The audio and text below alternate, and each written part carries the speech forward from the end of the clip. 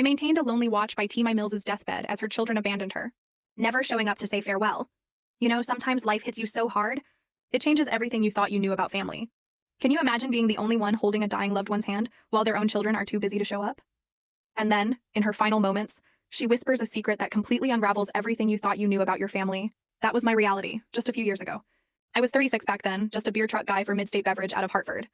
That's what my wife Avery called me anyway. But that night, in room 221 at St. Luke's in New Britain, I was the only one there. My mother-in-law, Lucille Hartman, was dying.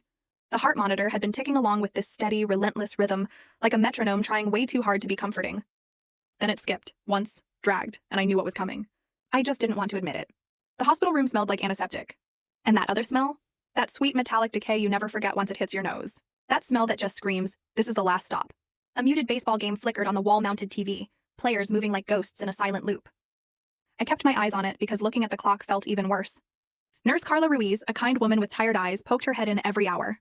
"Coffee vending machine?" she'd ask. I kept telling her I was fine, but she didn't believe me.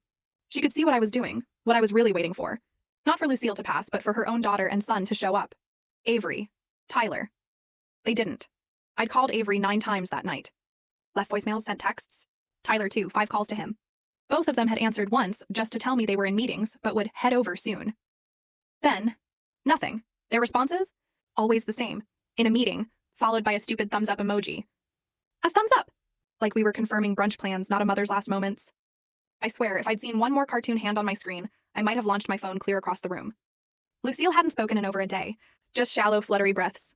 I was there, feeling useless, telling her something dumb about her neighbor's dog finally stopping its barking at the mailman, when her hand shot out and grabbed my wrist, tight, like she was 50 years younger. My heart hammered against my ribs. "They think I don't know," she whispered, her voice thin but sharp. I leaned in, my breath catching. "What do you mean, Lucille?" Full story video added in below.